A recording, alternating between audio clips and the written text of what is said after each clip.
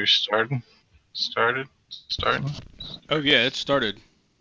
Oh, we're already ready. Well then, it's Friday. We don't mind. Yeah, we started off with Nick's panting. Everything sounds good on audio side. So. Yeah. I was doing that. I was like, I just walked upstairs. I haven't even talked to these guys. You ran upstairs, apparently. Hours. I did not. Oh no! I was being weird. Okay. And then I popped the. All right, never mind. All right. Bottle cap. All right. Hello. Welcome to the Foolish Tech Show, everyone. It is Friday. Week is over. Yay! That. Yep. I am ready for the weekend. What does my... Your shirt is weird. Are you wearing a green shirt? Apparently. Are you wearing a green face? Yeah. Here's your game settings. Your audio had a delay, and you were just like, face. For me, there was like a little delay in your. I don't know, it was weird. But it doesn't turn out like that. Anyway, if anyone's out there and listening, jump over to foolishtechshow.com or foolishit.com/live. You can join our IRC chat, and we are here to answer your questions, talk with you directly. So feel free to post in the chat, interrupt anything that we're talking about at the time. We'll be more than happy to support our products or give you demos or answer any questions you may have, as well as just talk to you about random tech stuff if you want, or anything in general. We really don't have many holds bars, except for Michael. Sometimes we have to rein in. But past that, how's everybody doing today? Everybody doing well? I'm doing fine. Yeah. I just picked up Wyatt for the weekend, so we're going to have a blast. I don't know what we're going to do. Awesome. We're going to do it slowly. Oh, cool. The microwave died, and I have no plans to replace it, although we haven't really talked seriously about that. I have no plans to replace it. Oh, wow. That's like... It died, yesterday. It's like my main food go-to production. Or day before yesterday. Yeah. Oh, wow. Yeah. Mine's been on the way out for a few months now. Let me know how that goes, though, and how your family adapts to that change in the household there, John. You know, it's actually interesting. All right, you're all gonna laugh. Okay, so we know some church people that don't have a microwave, and just talking about how they get by, and it actually sounds so incredibly simple. And so this morning, I was like, all right, what do I do for breakfast? And I don't know why I didn't go with something simple like I might normally do, like egg that you would cook on the range. No, I was looking at leftovers in the fridge from last night, like noodles, and my accomplishment was going to be getting these noodles heated quickly. For breakfast, like it's chicken and noodles. Dude, it takes no time to fry an egg. It takes no time to use a toaster. And so I ended up putting and I was like, what do I do? And then I was like, okay, double boiler, or steam. What do I do? The toaster oven's just not enough power in that thing, and for it to work, it's not good. So I'm thinking. Okay, I'll just get a pan and I'll just dump the noodles in a pan, and I put a half load of butter in them, when I cook them, so they'll probably be good for a bit, and to get heated. And sure enough, they were, and actually, sure enough, there was a pan and a wooden spoon in use behind a fairly warm burner. And Jake goes, "Are you looking for a pan? I just used one for some noodles." And I was like, "Perfect." Wow. There was a customer who I was going to. Great, actually. I wanted to mention a customer's email for everyone out there listening. So the customer asked us, they said... Can I just before you go first, Michael, I know you wanted to get into that, but can I also just say, and no one has even finished saying how good they were actually, but let me just finish saying, darn it, the microwave thing. Have you thought about, all right, Brantley went over the graphs of the interference that comes from these things, wireless interference, right? Yeah. You remember that, Brantley? You have numbers. Yeah, the spectrum analyzer, it shows up all over the 2.4 gigahertz band. Yeah, I mean, have you ever felt like don't you like feel weird, like a tingle or something? Don't you feel strange, like you can kind of feel it, like you feel it if your face is too close to the microwave door? You can like feel something. Yeah, I'm staring at the microwave watching my food cook.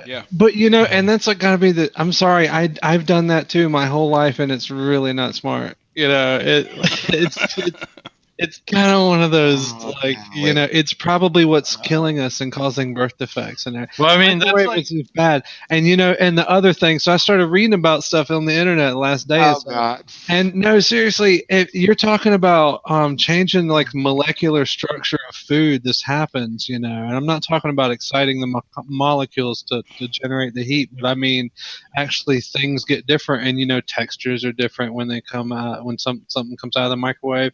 But it's actually so far as taste, and I didn't realize this, and I look forward to finding out. If supposedly food, the same exact thing, microwave versus, you know, baked, we always feel, you know, baked actually tastes better. Well, it actually does. Supposedly that's the way it is, but there are some things that we just microwave that we're not used to tasting otherwise. Or if it's a leftover thing, we get used to the idea that the leftover tastes different than when we actually cooked it. But we didn't actually cook it in that microwave, so it's changed something already. And I don't know about that, how good that is. So I just wanted to throw that out there for y'all. But yeah, that is kind of why I'm not. I mean, it is kind of like an alarmist like thing, but at the same time, how long you had that microwave? How long have they been around? You know, I mean, there's so many safety checks. Remember too that radiation is supposed to be so dangerous, and they have all these checks into place to make sure that the thing goes off when the door's open. You know, and like, you know, there's never like a microwave repair shop. You ever notice that? No one repairs microwaves like they do TVs. You know, just a part goes bad, a little minor part goes bad in there. You see anybody repairing microwaves? I don't know. No. Well, that's probably because the replacement cost is less than repaired cost. Yeah. Remember though too that spectrum analyzer, spectrum analyzer I showed you was in this room. That's about 15 to 20 feet away from my microwave already.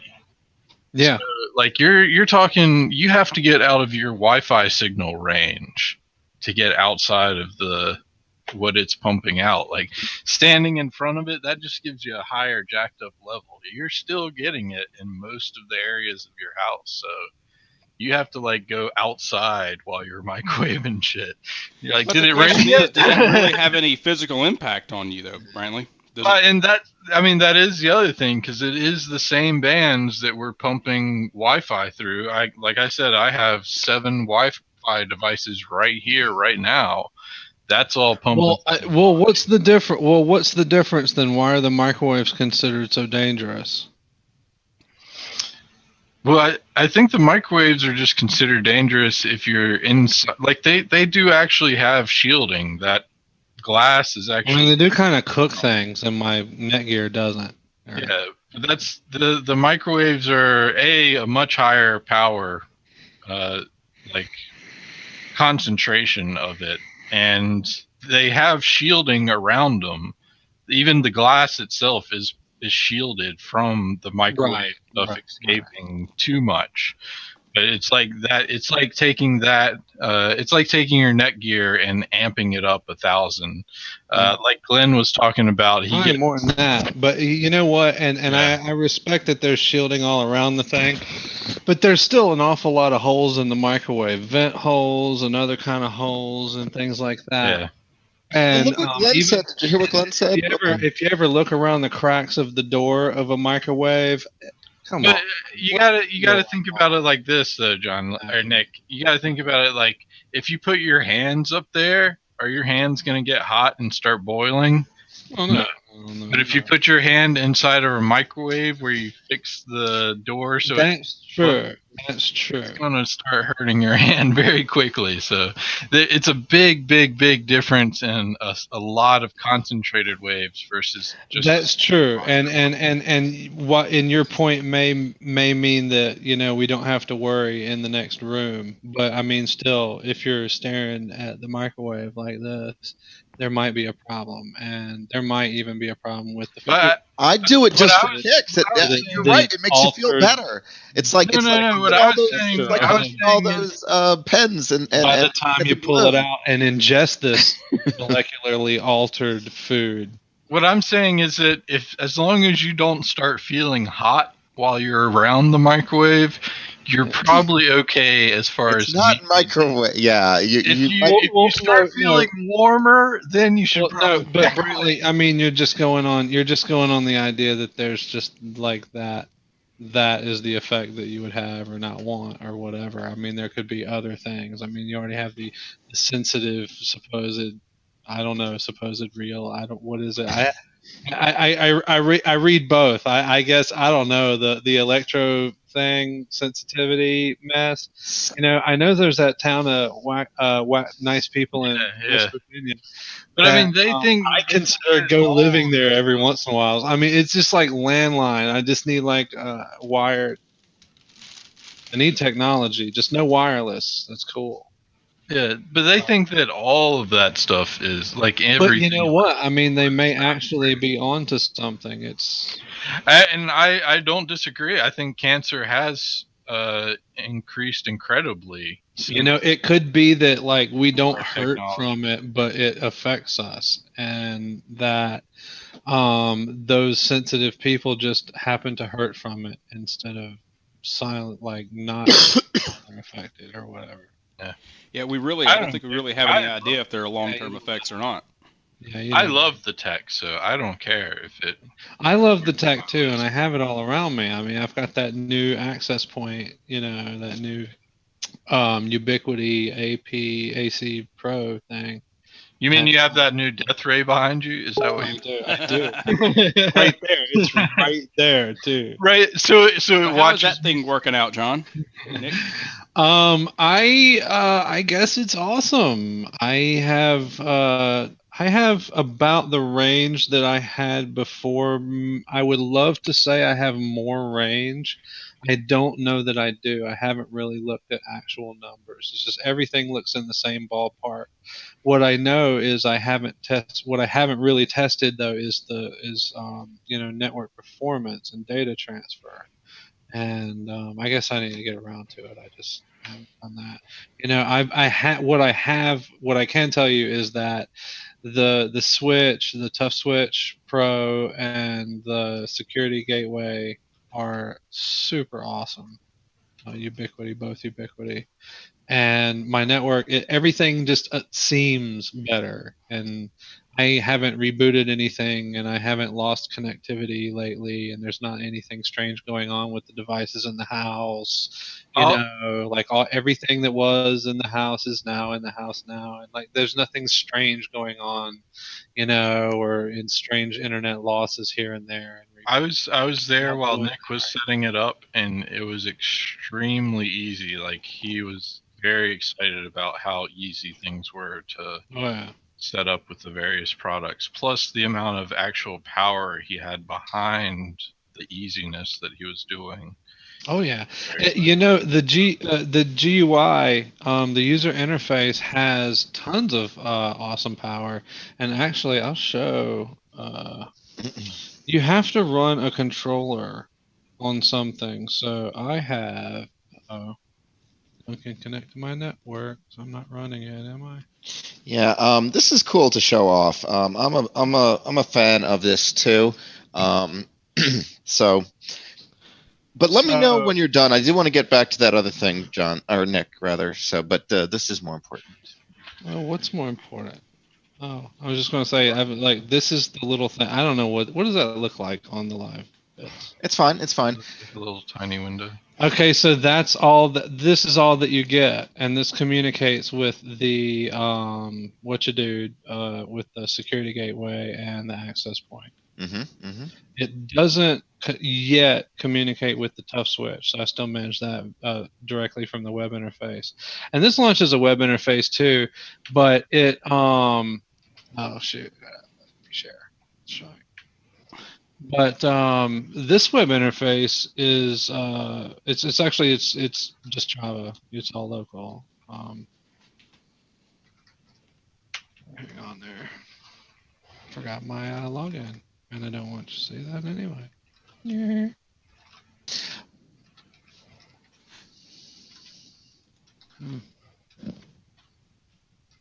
Oh well, I don't care actually. I'll just reset it. You know what Michael did? Michael, here it comes. Michael's telling this guy the admin password for the server. Can we or not something go over this again? Can we not go? It wasn't our server, by the way. It wasn't You're about our. to give away his hotspot password. Just to let you know, Michael has no access to our servers other than a user account access for certain things that are necessary. It's been since denied administrator. Actually, I did revoke. So in any case, his oh gosh, let me switch to my doohickey. Yes, this is oh gosh, yeah, that's got all my junkies on it. Yeah, you don't want to see all that stuff. IPs, network map. Okay, you're not showing anymore. Oh, I'm sorry. Just my bad. Anywho, Wow. So Michael's telling this printer guy who's setting up this like a big office copier. Did we not go over this on the show yesterday? I'm going over it again, darn it. And you did trust. You were telling him, you were like, well, at first you were like, okay, it's okay, we can change the password after, because we're just like that, we're all secure. And then you told him the password, it was like, trust no one. And he didn't even speak the O even. And it was like, it was just an extreme moment of funniness, I guess. I had to be there. But. Anyway, go on with this showing off the UniFi, please. The bare minimum 8 characters, no symbols. I think passwords are detestable. Again, we've already had discussions about other forms of things. Yes, they are detestable because people use incredibly weak ones like password or God mode or trust no one. Mm-hmm. By the way, if anyone drives by Michael's house, it is his password, trust no one to his Wi-Fi access point. Yeah, come on, guys. Come on. Anybody you want to, come hack me.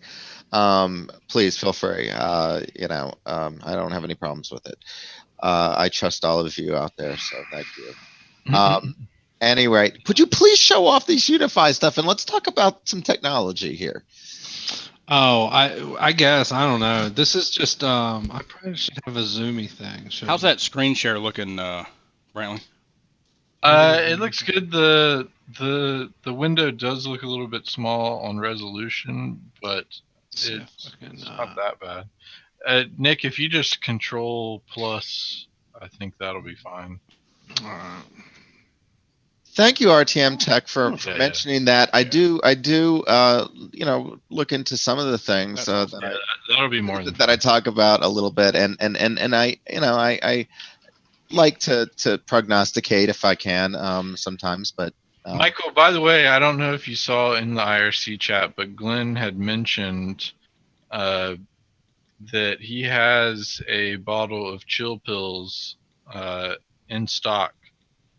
Just PM him your postal, and he'll ship you a charge. He said it helps one work smarter when dealing with overbearing companies and idiots. Yeah, yeah, that's a no. I don't know the legality of that, Glenn. But thank you for the offer.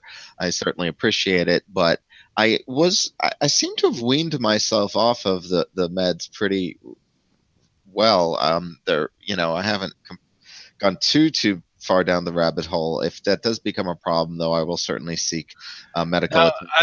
I like Nick what you're seeing there with your deep packet inspection there.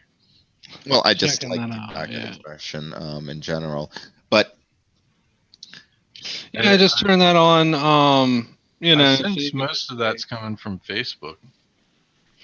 Oh, wow. anyway, yeah, incredible interface and incredible management capabilities with their products, and it's very consistent too. Once you get into the UniFi product line, you get access to all this, from the shittiest router that they have under the UniFi products to what do you do BitTorrent on your Xbox, or is that just built in? That's got to be built. Huh? See, that's what I really like about having a gateway and an actual thing that you can look and inspect things, because you can look at devices like this. Like you haven't hacked or done anything with your Xbox One. It's just a regular Xbox One, right? Yeah. Straight up. You get to see what kinds of things come in and out of it and what they get classified as, and that's really interesting that Xbox One would have a BitTorrent protocol coming out of it. Yeah, it is actually. Well, it may just be. I don't know. I mean, that's one of those things. Deep packet inspection, and as you see right here, it could be false alarm or. Okay. I would also urge you to. I would also urge you to just make sure that nobody downloaded something related to BitTorrent onto it. Because they could have. It could have been one of your children or something. So I don't know. So I actually have an open access network that I figured I could just do while I was here, while people were here, I guess, if I had to, or just, whatever. I'm not gonna broadcast it, but yeah, maybe I will give it a little password or something if I do that. But you have some interesting options with the wireless networks. So I have this SSID for Victoria with our little house UD name, and it is just standard, whatever. I can do the guest policies, and I'll show you that in a minute. I have her on her own VLAN. I hide her SSID, and I set that up for her on her devices anyway, so she didn't even know the password. Though I guess she could get it. I don't know, but I do my configurations here, LAN schedule, which I guess it can get more. What you do, Hickey? It's really nice. I mean, I really like this. I mean, it's one of the few times I like an interface, even though it required Java. Yeah, that's really the only sort of downside I see about it. I don't like its reliance upon Java, but other than that, that's small. Can you go back to that Wi-Fi schedule? Let me see that again. Oh yeah. It's very it's yeah. So you can just so I was looking at that schedule thing. My issue with that schedule bit is try to do it 11 a.m. to 7 a.m. Yeah. Try that out. You can't do that. So yeah, that I can see to be I guess not. I guess you have to do then. You're next, Hickey. You have to do the day before and then sort of bridge it over. Yeah. But see, this is where you come into an issue. The usability. Yeah, you can go to 7 a.m. here, but you can't do 11 a.m. this day. Like you're cut off at that point. Right. You should be able to just drag that sucker on down. That'd be nice. Yeah. Well, you should have multiple options. Yeah, you can't have an off period in the middle of the day either. Like you can't have the first part of the day. Yeah, I wonder what the advice on that is for you will join us for lunch, and you will. Well, actually, Proctor, I think you can do all of that stuff. And I think you can rig it up.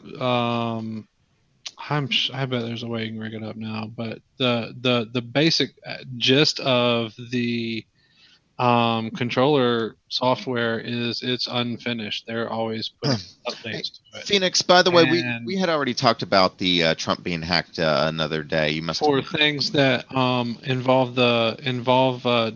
direct access point configuration and the router configuration and stuff like that.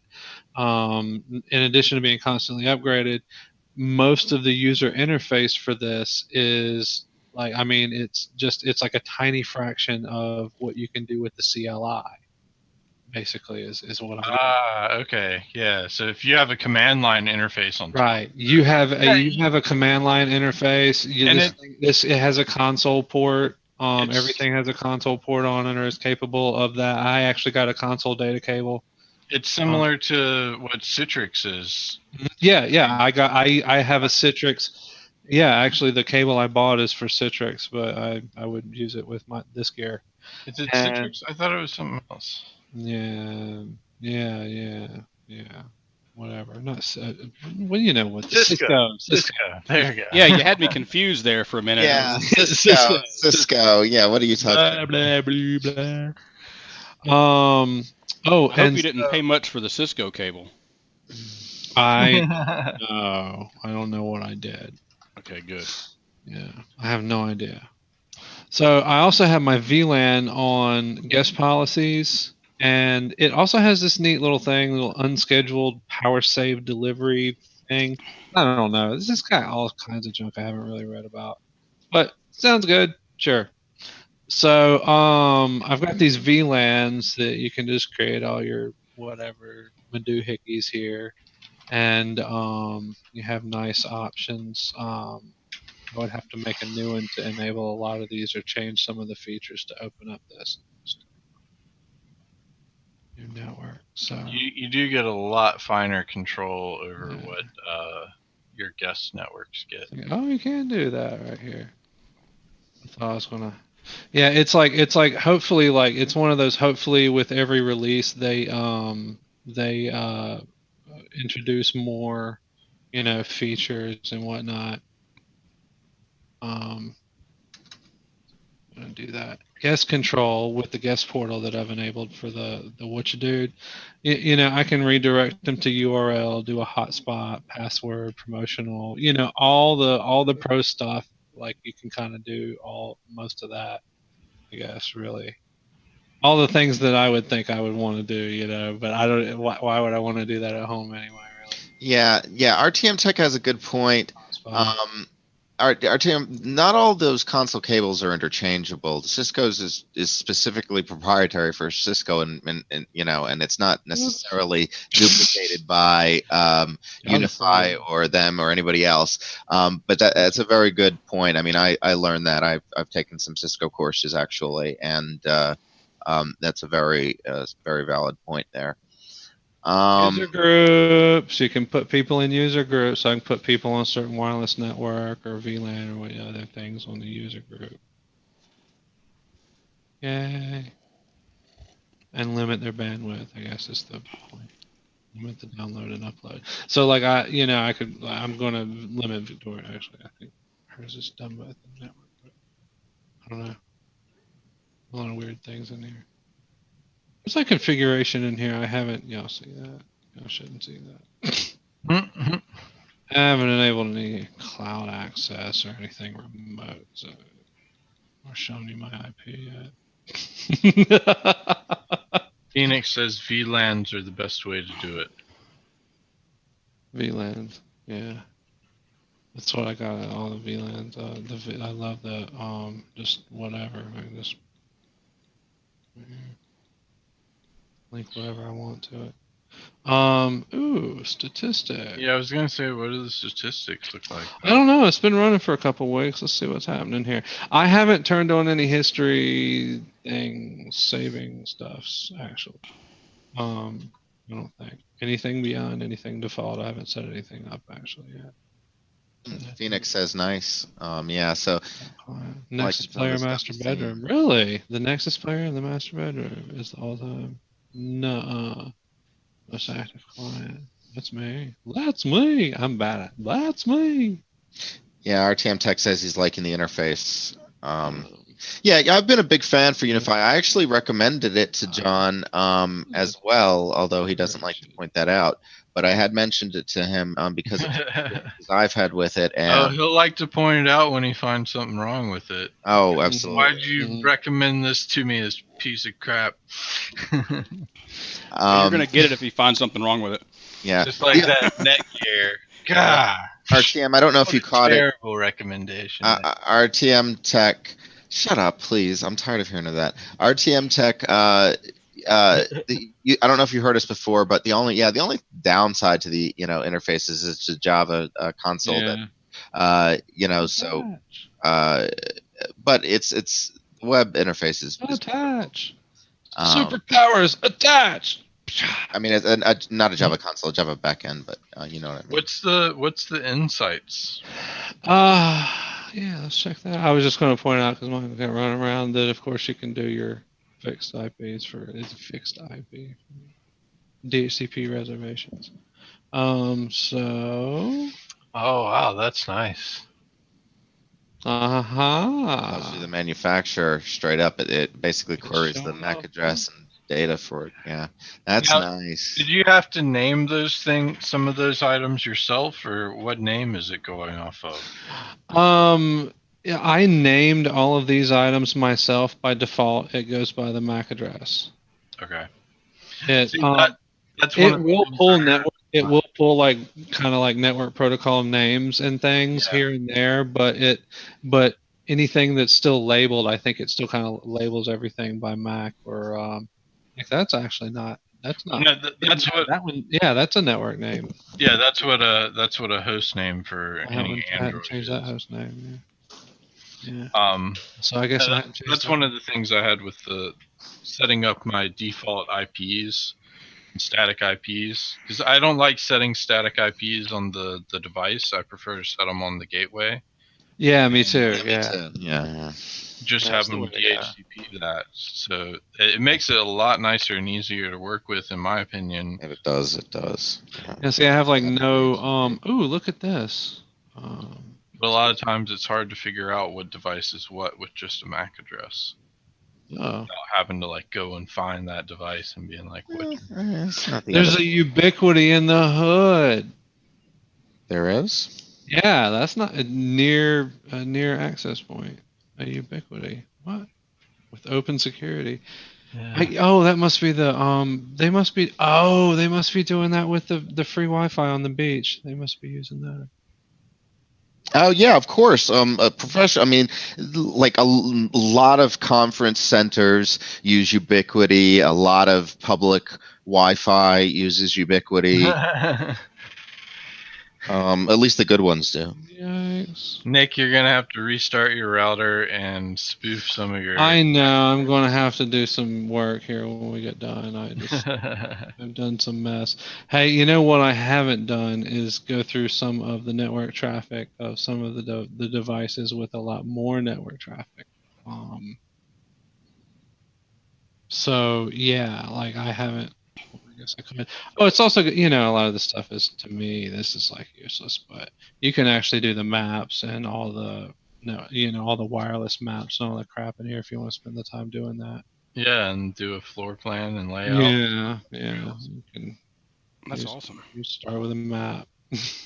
and you can just drag and drop new access points and stuff like that, and it makes it so easy to manage. I mean, it's incredible when you have multiple ones. It looks great and all this stuff looks cool with just one, but having multiple ones is where it's at too. When these large scale management of UniFi is like cake, from what I understand. So yeah. A lot easier and a lot less expensive than setting up Cisco's with a wireless controller. Yeah, that's correct. And this is Zoom, so all this is way big. But then this is the main screen, and you get your 4 little interfaces, which I'm not going to show you at the moment. I don't give a shit. There's nothing here that's IP. It's right there, actually. Yay. So you get this junk. Well, hopefully it has a fairly good firewall on it. I hope so. At least for right now, I'm doing some stuff in a little bit. You don't have any ports open or anything? No. See, that's the only thing that is bothering to me. Yeah, see what I use though. It does manage these devices, and there's a certain amount of configuration you do on these devices here as well. Also, I didn't show you all that. See, that's kind of where I was going. Is it's a little bit confusing on what you're actually looking for. Like, Yeah. wording that would have taken a lot to get to that point. Yeah. And custom DNS now. It would have just that would have been a lot. Forget this gateway. Forget yourself. Forget yourself. Oh. Cool. Yeah. So, anything else, or are you about done? Ooh. So HT20, hey, you can do larger channels. Do. What's up in here? I got one. I don't know. And you should be able to do 80 with that. I recommend that, but you might have to manually set a channel to make that work. You may have to manually set a channel to make that work, but generally larger channels I've been able to achieve. Like again, with my with my AC 1300 equipment, I was able to receive, I've connected to over 800 or 750 was last night. Pretty common average. All right, Nick, don't be changing stuff on your gateway while you're streaming a live show. Talk to Michael about this. Yeah, that's true. We did have that conversation. Don't be changing your network gateway settings while you're trying to use the internet. It is nice though. The processing is essentially done on a computer though. You do have to have the software installed and running on a computer for your access points to do their thing. But what's really neat is the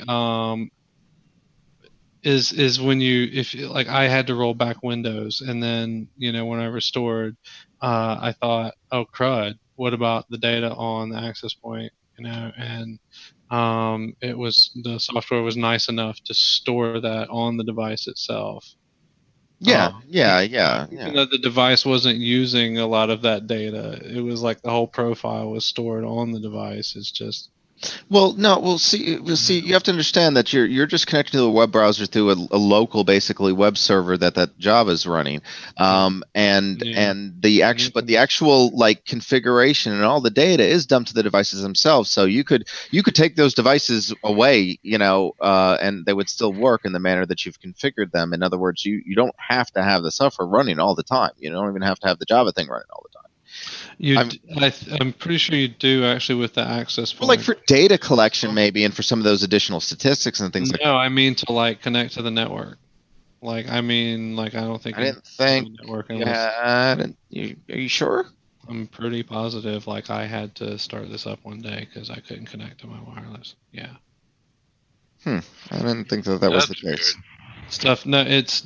There's processing done on a computer. You have to have a system running. That's the catch with this gear. Maybe that's why their price points are so low. I don't know. Yeah. But then again, who doesn't have a good powerful computer these days, right? I've never noticed it use any processor, and that's what I was talking about the other day. That I'm sure it's doing better with as long as there's like some good gear on the receiving end of the instructions. My computer is probably doing way better than the router ever did. For any of its processing needs. That router, who recommended that Netgear router to you? Michael. Anyway, the one that died. Well, no, not. I happen to have. He didn't recommend. I've talked about this before, but I happen to have. He didn't recommend the one that died to me recently. The model of the one before. Them, but apparently there's just like everything else, there's a model that's really good, and unless you get that exact same one, you're might have a completely different. Except I got the one he was talking about, and that one sucked too. It's still alive. It just sucked. Anyway, like under a load. All right, Nick, you can. It likes to drop. It likes to drop frequently. Oh, am I? I'm sitting here looking. It likes to drop connections, like the wireless will just drop out. Huh. I never had those problems. Anyway, so we had a customer contact Are us. you using your Netgear anymore, Michael?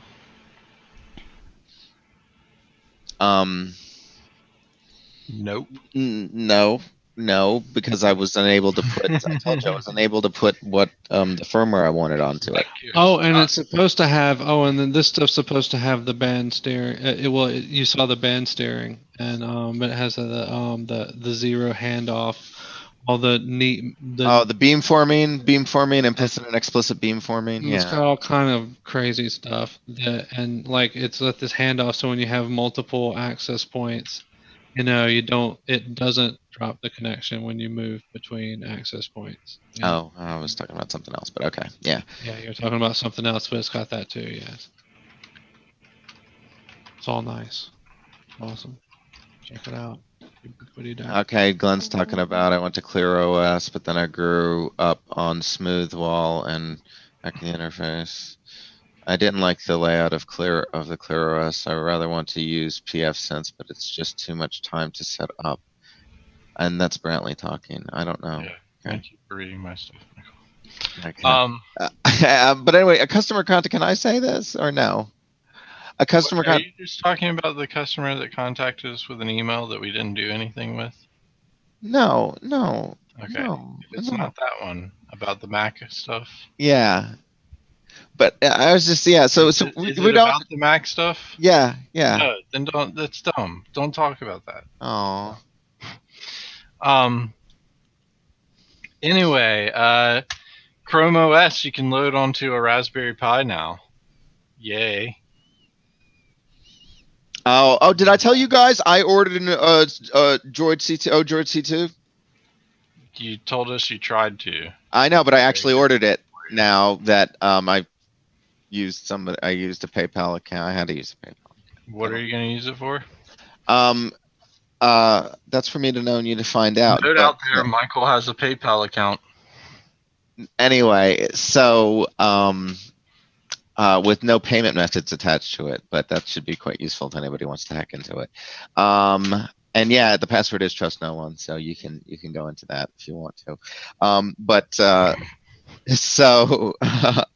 But basically, I'm going to use it to replace. It's going to replace my streaming box, and like I told you, Brantley, then I'm going to take that much more powerful box, probably load a pfSense onto it, and go down that rabbit hole. But I want a more powerful router, obviously, and I need that. So that's how I'm going to do it, and I need I need something more than what the Pi 2 can handle up for the serving. So hopefully that transition will work out well for me. I forgot I do have to order another memory card. So I'm going with another Samsung Evo Plus memory card, probably 64 gigs. And I'm really excited about it. I got a clear case because I kind of like my current Pi clear case, and I wanted the same for that. And what else did I? Oh, and of course the power adapter. But it all came out with shipping. With shipping, it came up to with shipping $60.60 for the whole thing. And it's $40 for the device, and then the accessories, and then the shipping. Oh, what am I sitting here doing for?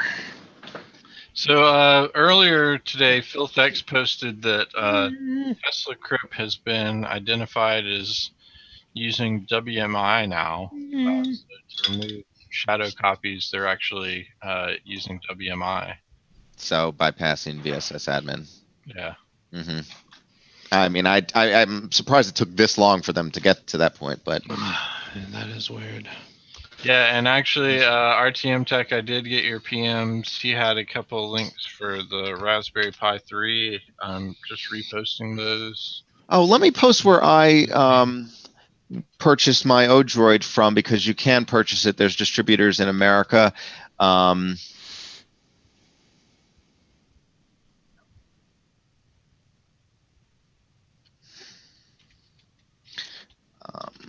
Let's see.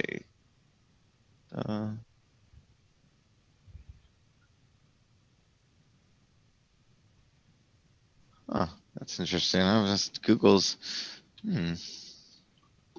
He also had another link on the Steve Wozniak chiming in on the Apple FBI debate.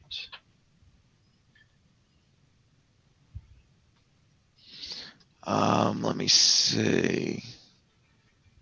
So this is a link to the Odroid C2 briefly, and the distributors. I'm going to post the American distributor. This is the USA one, Ameridroid, and there's also one in Australia for you, Glenn, Osparts, and who else? Where other parts of the world do we need? Anywhere else? We've got USA and Australia. Anybody need another location? Here's any of those locations. Here's UK, and Germany. Michael, are you just copying and pasting from a page that has all of those listed? Oh yeah, I should just do that. Yeah, that's right. Okay, yeah, let's do that. Okay.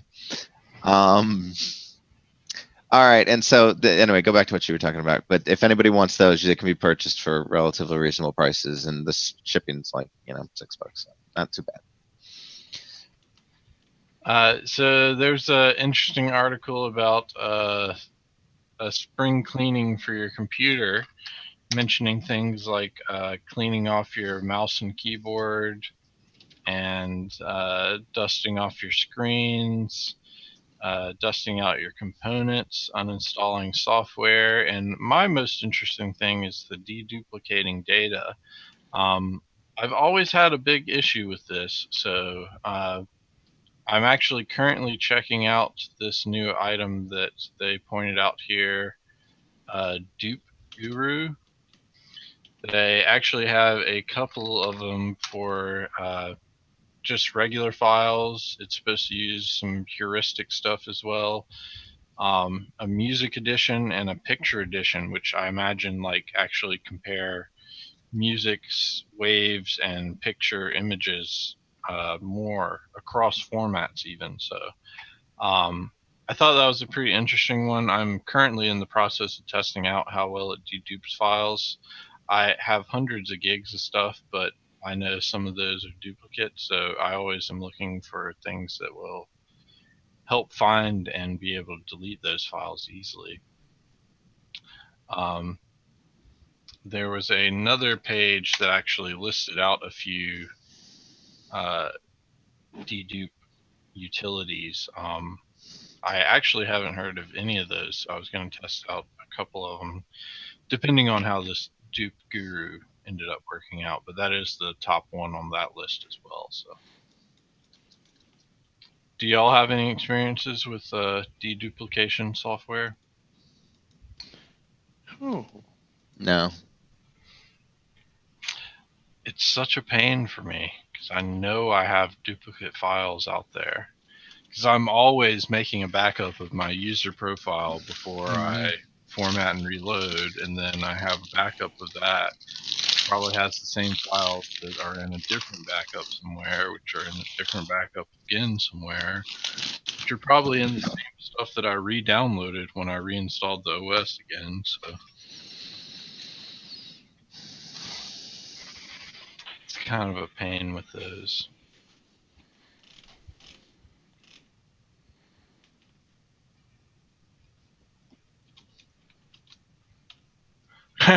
Glenn only has experience repairing computers after somebody ran one of those deduplication tools. I can see that happening. That's why I don't like most of the ones that I've found. The biggest thing is definitely trying to determine where you want to delete the files from. Like if I have an album that's in two different locations, I want to have the option to delete this entire folder that matches all of these files with these files, instead of saying, oh, I want to delete this file from this location. Oh, I want to delete this file from this location. Because then I might not get them all in the same folder, and then I have two folders with an album split up somewhere. That kind of makes it more difficult. So Yeah, Glenn and says- definitely nobody needs a second Glenn- copy of that dumb DLL. Glenn says he only has problem, or I think he was referring to Yeah, we already just talked about that. Okay. Sorry. Yeah, let's get rid of all of the DLLs. Those aren't worth anything. Yeah, every last one of them. That's So anyway, I'll test it out, and of course I won't delete any of those. But we'll see how it goes. I'll report back on it. Has anyone ever used eMMC for storage on a device? Embedded in memory, multimedia card, memory card, whatever. Because I was just looking into that, and it's not what I was really expecting, and it was just so many little manufacturers of it. I don't know if it's because it's relatively new or if what the situation is with it, but I didn't know. Has anybody used it at all, or seen them used, or interacted with them? They're supposed to be much faster than micro SD or SD cards. No idea what that means. Yeah. eMMC. Okay, so anyway, on the Pi 2, or not the Pis. It's not on the Pis, but on the Odroids. Not only do they offer an SD card slot, but they offer eMMC for faster disk performance, and it's basically a module that it must be some sort of direct connect interface, I'm guessing, because it actually looks like a little circuit board instead of like what you would more consider to be a just a flash chip. Oh, I guess I meant to actually say no idea, nor do I care.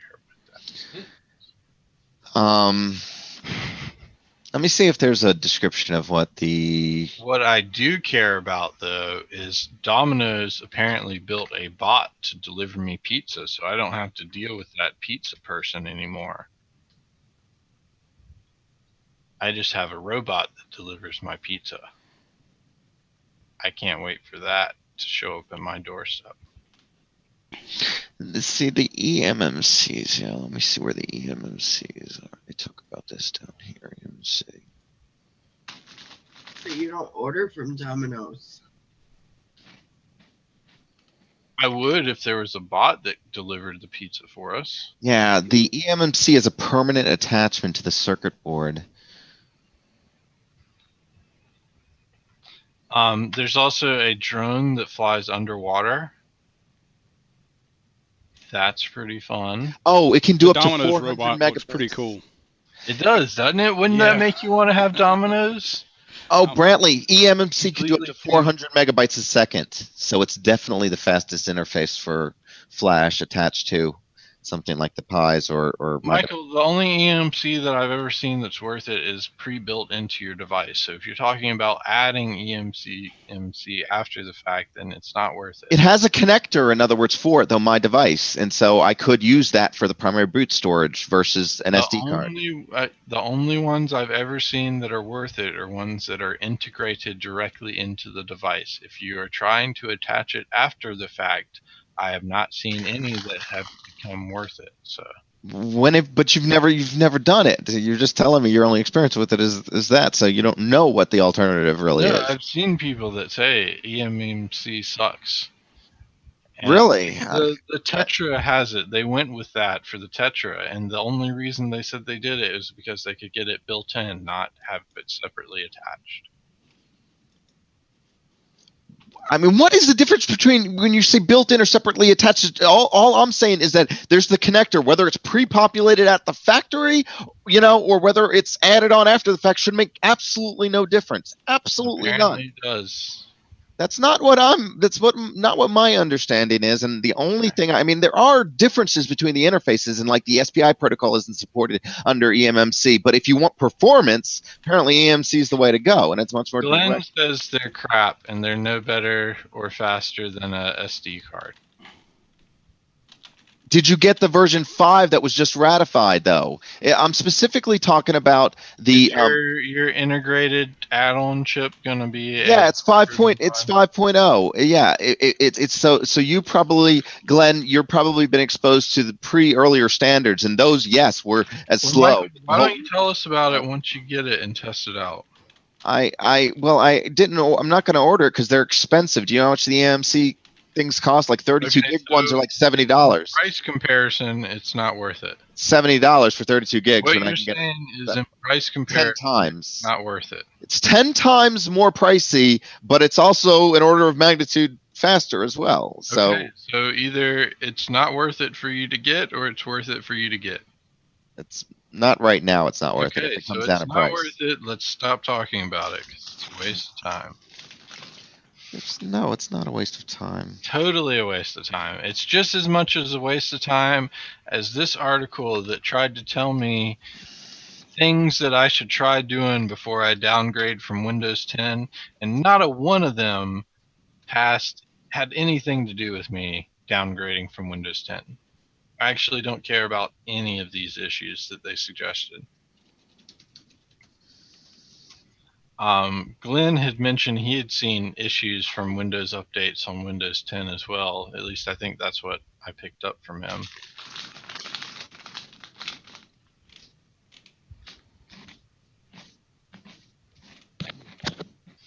Hey, you know what's awesome? In London, they'll shine laser pointers at you if you're using a smartphone in a theater. That would definitely deter smartphone usage. Like if your face lights up, they start shining laser pointers in your face. Mike from Invise is looking for you guys, Nick and Brantley. Michael, Okay. if you get the inside of your ear pierced, it really helped me a lot. I just throwing that out there. Now, see, he can't be calling me that because he knows me as Nick.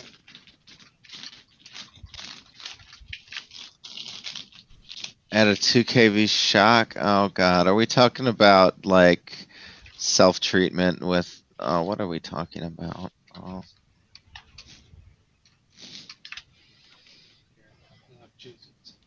Do we want to do the phone and call-in number today, or was that just for yesterday? I think we're having a pretty good show without it right now. Okay. Migraines, know anything about migraines? I guess Mike wants to know from you two what do you guys know about migraines?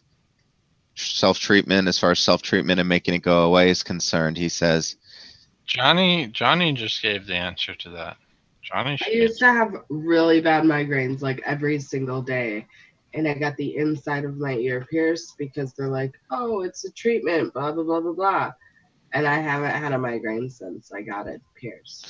Okay, and so I don't actually have problems with migraines, but I would, sounds like a good recommendation. I would certainly do that. Is that is that something you'd be interested in doing? Did it hurt? What was the downside, any, to it doing? It didn't really hurt at all. It was Okay, so it's not making you sound the way you sound right now, correct? No. Oh, okay, because I was a little bit worried there. Michael, you could also try becoming pregnant and giving birth to thousands of seahorse babies. That seahorse did not appear to have any migraine. Oh. Interesting. Not to know. So did you not? Yeah, I wonder how it works. I wonder what's behind the process of it and why this piercing is. She said it was a pressure point, or it's because like when people go to get acupuncture, that's like one of the spots that they put the needle, like, because when you go to acupuncture, they put needles in like your skin. I don't want them to put a needle in me. But it's a permanent. It's like I have permanent acupuncture going on right now. Oh, well, that sounds righteous because I did enjoy acupuncture whenever I got it. The few times I've gotten it, I haven't even had the slightest headache. Like everything has been gone. So apparently Mike is mad with you, Brantley. He's saying F you, Brantley. I don't know why. Because he knows he wants to get pregnant and have seahorse babies, and he got turned down by the last seahorse he talked to. So. Oh, that explains it. It's called a Daith Piercing. Some people say it doesn't work. Some people say it does. I know like 5 people that, like my personal friends, that have got it pierced. And Mike hates me so bad.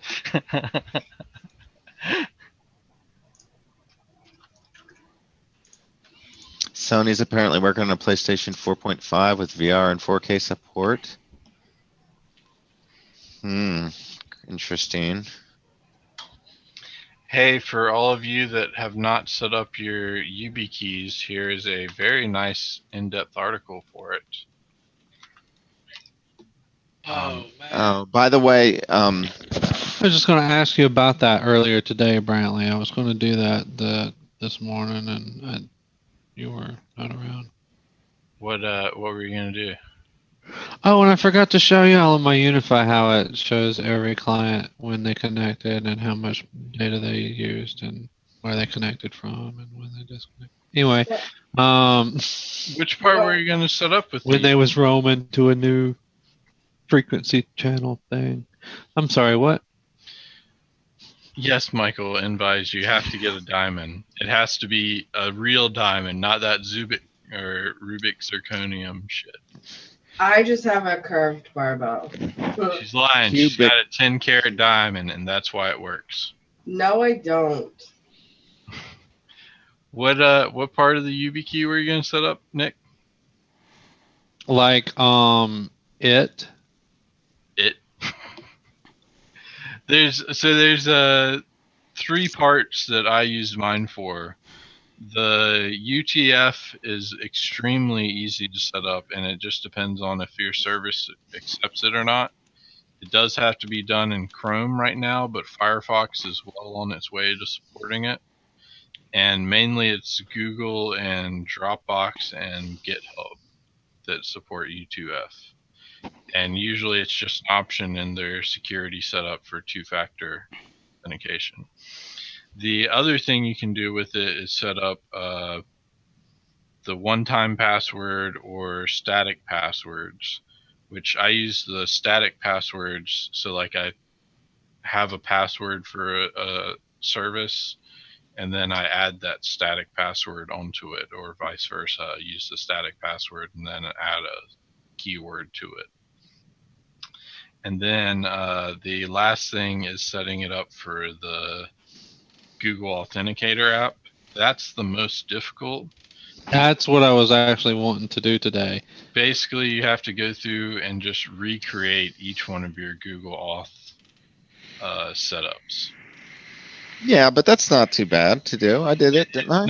And actually, honestly, it honestly already saved me once, because I had it set up with Google Auth app and the YubiKey Neo, and then I ended up wiping my phone, and I had them all on the Neo still, so I was able to just continue using it like nothing happened. Whereas if I had done that before, I would have had to go through and recover my account on each of those accounts, then set up the Okay. again. What are you asking about, Phoenix? Was it one of the links I posted or something that we were discussing just now? I'm pretty sure he was interested in the Seahorse babies. Oh, okay. Listen, yeah. So anyway, I posted some links. So yeah, so it's been the big fad, and I've hearing all about it, and everyone's been telling me, including a poster on the wall in the doctor's office where I go to, that maybe you should stand, and during the day instead of sitting. And the article. Yeah, that's my doctor was so about trying to write me a prescription for a desk for tax purposes, and I was like, I'm not buying a desk. I just bought a desk. I fucking love it, and I get to sit down too. Yeah, and so I'm in agreement with you, Glenn, and that article seems to support that. What, that you need to stand up every once in a while? Well, no, the article is actually the first one that I down every now and then. Yeah, they're saying you need to sit down. So yeah, and when you do, I just wanted to talk. We touched on this. Was it before Christmas? Yeah, we were talking, and I was talking about my going to my urologist appointment and all that men's health issue stuff about when you sit too long because you're attacked and do stuff. So I have a donut, and this is my Zen Comfort. and it's like nice and shaped. And I had another one. It's downstairs. I forget the model now, and it sucks. They're both the same. They both look the same. They were different brands. They both look the same, but the other one was a lighter material, but it was one of those slidey jobs. Like this one is kind of like felty, so like your butt doesn't slide so bad. Like you don't like lose the position that you would rather be in. Excuse me. So that is the update. The update on the actual problem about the urology appointment and the donut recommendation and all that stuff to begin with was related to the P stream not being like what it used to be. Some issues there, having to just kind of chill, for a bit, and then try, double void, as they say. Excuse me, because of that whole, you get up again, and then you're wet. You didn't need to be. That's one thing. And it comes from sitting too long. It comes from sitting all freaking day. And you're just sitting here coding or whatever you're doing. If y'all are sitting, at least as a bench tech will at least get up every once in a while, I'm sure. But I mean, y'all are who I'm talking to actually, because this is how it is. Fool 007 wanted to know what's the brand again. Oh, it's Zen Comfort. I don't know if there's a brand. I got it on Amazon. Zen Comfort. Fool 007. It does not cause unexpected burping. It has a gastro issue. So. I do. I'm sorry. I do have a gastro thing issue, and so I have a doctor's note. For real, I have an excuse for that too. No, I have several things. I just had an endoscopy, and there's all kind of. I've got some issues, and mostly I have these hiccups that I get all the time, and I just hiccup once or twice, but I sound like Skolnick from Revenge of the Nerds, and he's like, I go it's one or two and then hopefully I can burp after that. That's why okay. Let's. It is Friday, I guess we can talk about. Yeah. Well, in any case, I think the donuts helped. By the way, getting back to that, I believe it has helped. I'm no longer peeing myself on that. I stand up every once in a while too. I try to get out of this room. Thank you, RTM Tech, and I will laugh. Yes, some of those postings are quite hilarious. I'm not going to focus on anyone in particular, but I did want to get out about the pinched sphincter, by the way. Dear, I did want to talk about the FTC warning app developers over the use of audio tracking codes. If you have any apps on your Android device, you may want to check to see if it's related to that story right there. That could be an issue. And I just thought it was impressive out of the 2016 downtown, whatever hacker thingy, and they won a heck of a lot of money, $460,000. It's apparently quite lucrative to be doing work. So take a look. What? For finding flaws in stuff. So like my sphincter, because that guy did not get that kind of money, although he did get plenty. The sphincter guy? No. We're just talking about Safari. He also got friendly. There were 21 vulnerabilities in Safari, FlashFire, Chrome, Windows, and OS X that they found. So, and apparently there's some whole ranking system, but that doesn't have anything to do with whatever. I got a massage out of it anyway. Okay. We've talked about this on other shows. I know. So Phoenix, a little bit more on the Yubikey. For the Nano and the regular one, the only difference is the Nano doesn't have NFC. But for the NFC version, you can have as many Google Auth things as you can have, which is close to infinite from what I understand. You can have a PGP key. You can have a smart card encoding. Then you can have 2 profiles that are custom configured how you want. I currently have mine for OTP, one-time password, and static password. It's a little bit more of a setup than what you're trying to do with it. So. Glenn, do y'all still get up for the national anthem? Is that what's going on? He said he plays it every once in a while at random times. It is a sphincter saver. Okay, here's a good article. Why don't we make buses more dangerous?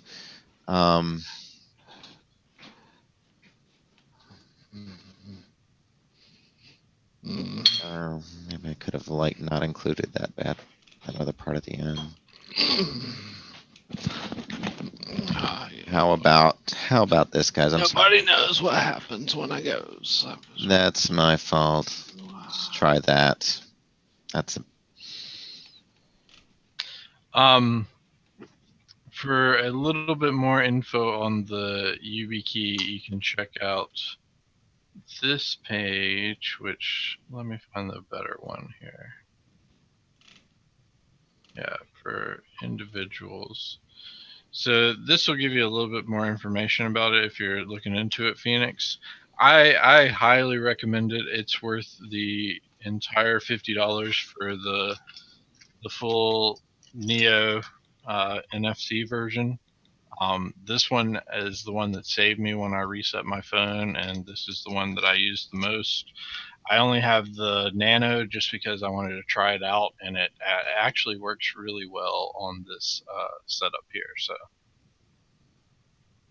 just being on a USB extension cord, and since it's always plugged into my computer, I don't have to worry about it having NFC. Plus, I could unplug it and keep it in my laptop and always have it there for two-factor auth as well. The other thing I wanted to mention was, did y'all see the FBI warns that car hacking is a real risk? Yeah,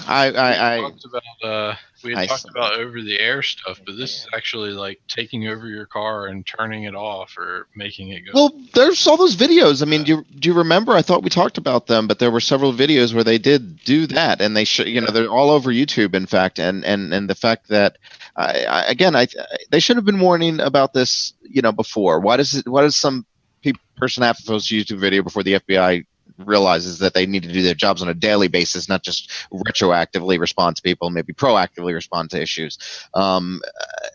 Why government is always break fix instead of proactive? It's a good place, Michael. Happy. Happy. Anyway, also that Skylake Support extension that I had mentioned that before, and I wanted to take just a few minutes to talk about that. Again, it's a little bit unclear, but Microsoft has, kind of caved in on that. So all their statements about Skylake and ending its support on 7 and 8.1 and stuff like that, it's not going to happen at least till 2018. So, and hopefully by then, everyone's gone on to something bigger and better.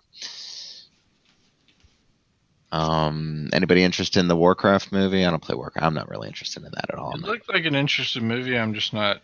Yeah, it does look like a good movie. I'm not happy about the PG-13 rating. Yeah, that would bother me, but I guess they want to. Their kids maybe that play, and they have a large audience. So that's the link for that. If anybody wants to look at it, I've never. I have a friend that plays it, but I don't. Haven't never been involved with that particularly. It looks cool, but I've never played it. I played it a little bit, but never really got involved in it. I preferred like Dune and Red Alert and those type of games more. This was an interesting app I had come across. Trip Mode. It blocks data, and it's especially useful for laptops. So when you're tethering to your phone, you can block different types of data getting in and out. Especially with Windows 10, I know if you sign in with a live account, it automatically checks your live mail as soon as you connect to the internet, which that's kind of aggravating to me. If I connect to a public Wi-Fi, I don't want it automatically checking my email without me going to my email or first connecting to my VPN, something like that. Mm-hmm. So that's what this program does. Is it's kind of a easy to use interface and moment or firewall that you can block which apps you want to allow or not allow going in and out. So. Brantley, drone news for the day. Here you go. So it looks like this is a drone that can stay submerged. It's corrosion resistant, stay submerged. I already talked about that. You weren't listening. Really? Oh, you did already post it? Well, did you post a different link? Water. I mean, no, there was no. I mean, that was a different show. This is a different.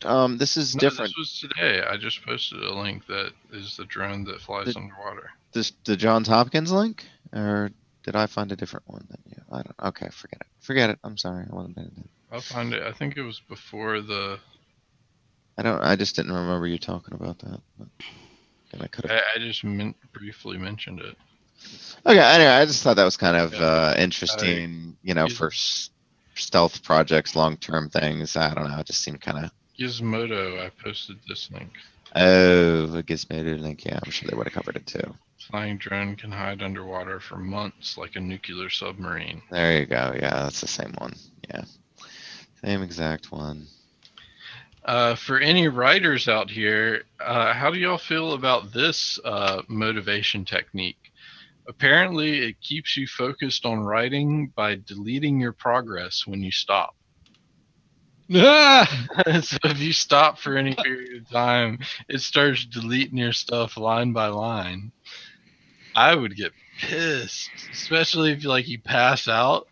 Like while you're writing, you pass out, and then you wake up in the morning and everything's gone. Well, it should have some sort of a backup buffer thing.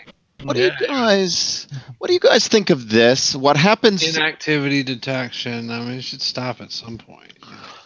What happens to that woman in the video I just posted? If anybody could tell me where the woman goes in the video, she seems to just disappear, and I'd love to hear any thoughts or opinions about what occurred in that video. It's a very short. It's like 14 seconds long, so it shouldn't take anybody's time to briefly look at. If you were paying attention and conversing with us when we posted links instead of researching your own links, you could know that I had already posted that drone video.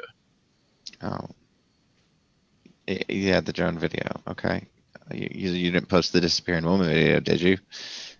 No. Okay, well, there we go. Obviously, she's a ghost. You think so?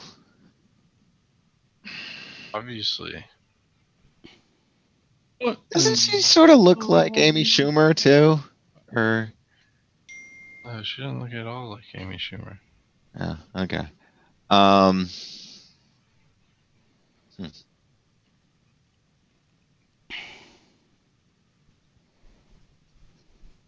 Anyway,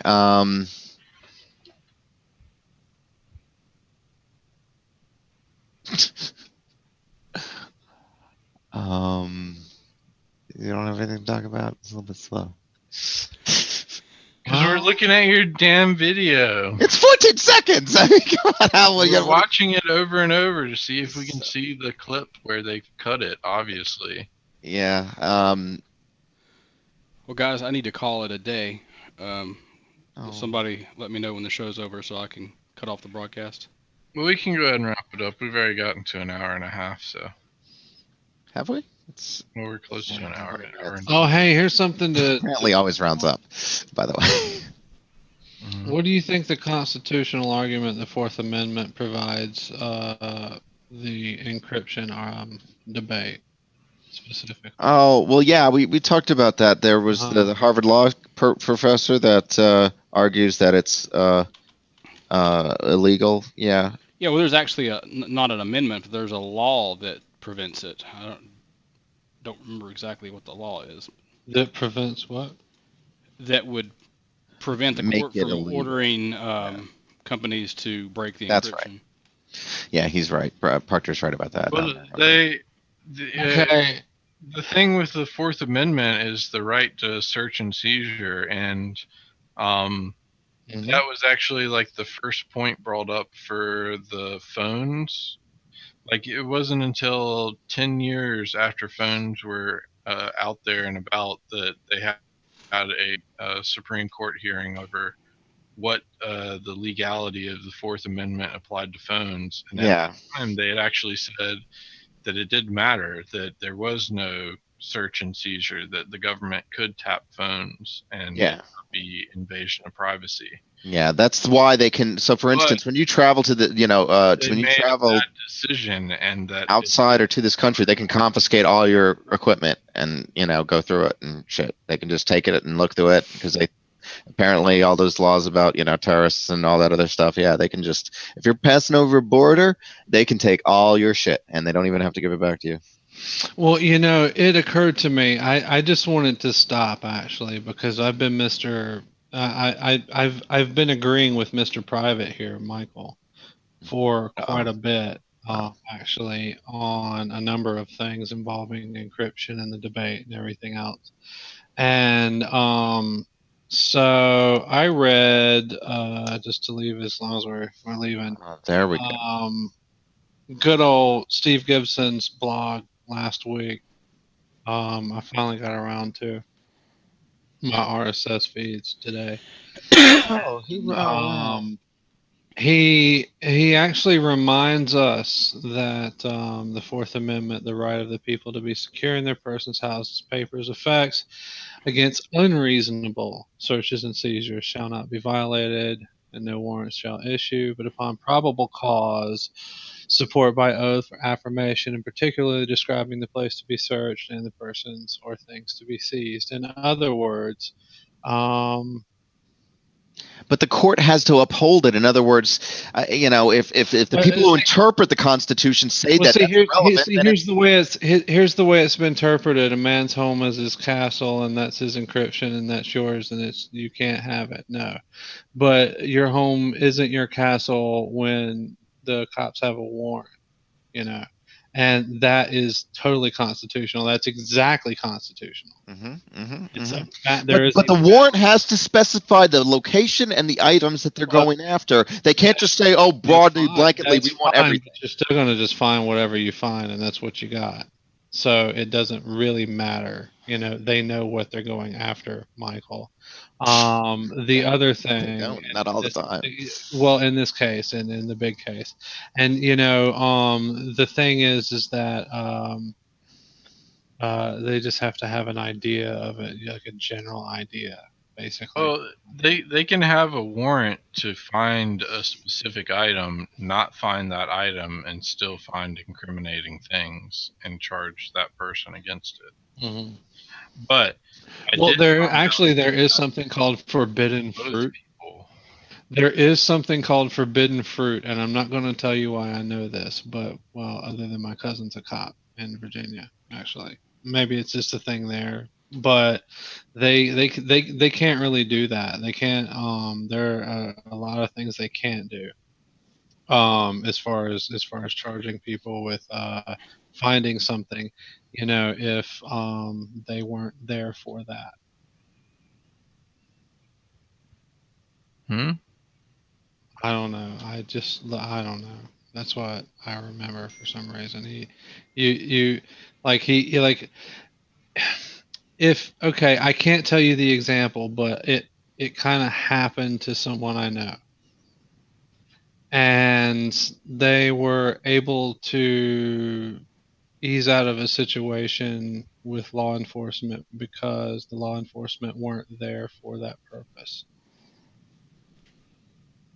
But it was, and this is private residence. This is not public property, mind you. Public property is a different story, but this is private residence. Well, I think that's where the debate really comes in with the encryption stuff. Is where does your private property begin? Well, you don't have any, though. That's the thing.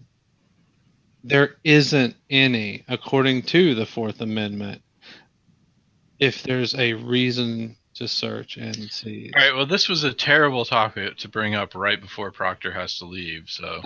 Oh shoot! Sorry. It's like the most in-depth topic that we could all talk about. I'm sorry. Did I bring up I should have brought this up earlier. This is like instead of going on about your UniFi. We should have talked about encryption. Yeah. So I mean, anyway, if you want to continue the show, that's fine. Couple of quick links. let me Couple know of and quick I'll. links. Couple of quick links. no, Okay. Michael, no more quick links. No.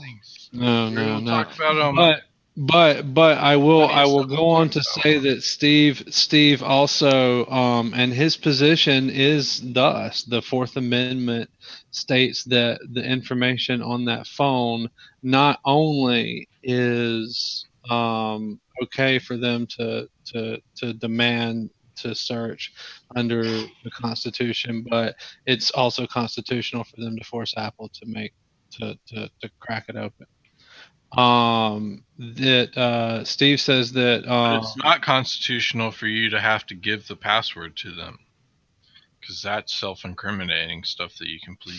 the guy, yes. Apple, no. Apple has to do Well, that brings up another article. The Apple employees are threatening to quit or otherwise leave their jobs if they're forced to. They should. And you know what? After reading the whole article, I kind of agree with him. But here's the catch. He says that you can do both. He says you can actually follow the Constitution and give up the data and the password and the crack. Apple does. They can comply, but they don't have to comply without sacrificing encryption. And he suggests a way for Apple to do that in the article, sort of a way for them to control the access to specific devices versus all devices with universal encryption. The bigger thing for Apple, though, is the fact that if they do this for one phone, they're going to have to do it for hundreds of other ones. Well, no, actually they wouldn't. I mean, in the article, basically Steve just says basically you just throw a random number on the random password that'll get you into each of those phones. It's based on the hardware. You don't do it. It's not like any specific algorithm. You change it up. He says you do whatever, and they keep a vault of the database.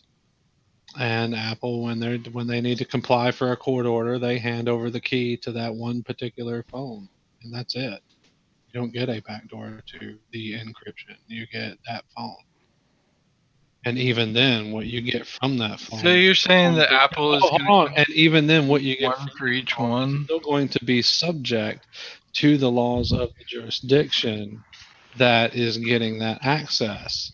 So it's still like the people going into your house and finding something that they weren't there for and not being able to do anything about. That's still crackable, and someone will find out.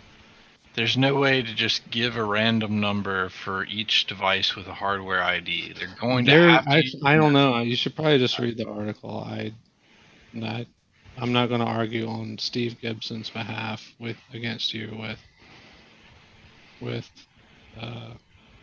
what he didn't. Where I didn't see here though where he specifically said how to do what you were talking about just now, as far as the implementation. You haven't been like silent long enough to read the entire article. I know. All right. Well, let's pick this up on Monday. I think that'll be best anyway. But yeah, it's something to chew on, and it's one of those like, hey, constitutional. This is actually not what you think it is. And it's but hey, he offers a way for them to do it, and even if his way is not perfect, there are ways. He just says they could do it. He doesn't say specifically how. He just says they could. He doesn't. No, he does. Yeah, he outlines a specific method. I read it. Am I not following? I thought I was going to get through a whole week without insulting you. Michael's just reading the last paragraph. He's not reading the whole article. So. Read the section labeled "Mapping the Fourth Amendment onto Encrypted Devices."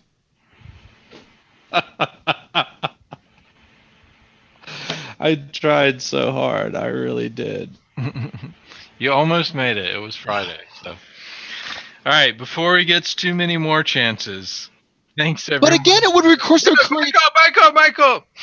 Talk about it on Monday. Oh, Jesus. Thanks everyone for joining our show. We will be back on Monday at 8 a.m. If you have any questions about our software or want demos or anything of that nature, that's exactly what we're here for. Otherwise, we will do this and talk random tech stuff. So you have the power. Power. Otherwise, thanks everyone for joining us, and we will see you Monday morning. Yeah. Take us on out, Proctor.